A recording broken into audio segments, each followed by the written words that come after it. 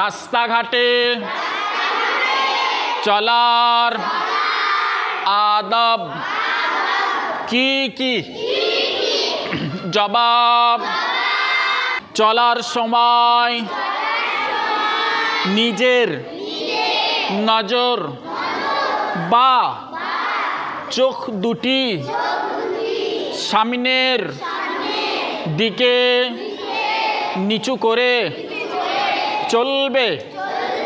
চলার পথে হঠাৎ কোনো নিষিদ্ধ জিনিস নজরে যদি পড়ে যায় তবে পুনরায় আর সেদিক তাকাবে না, বরং ওই নিষিদ্ধ জিনিসে হঠাৎ নজর পড়ে যাওয়ার জন্য আল্লাহর নিকট ইস্তিগফার পড়বে।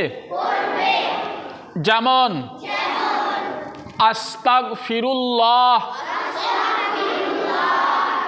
রাস্তা দিয়ে হাঁটছেন, কোনো হারাম জিনিস চোখে পড়ে গেল, সেই দিকে আর তাকানো যাবে না।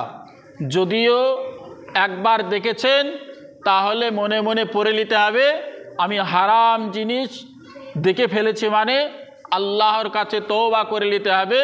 আস্তাগফিরুল্লাহ। কি বলেছি গো?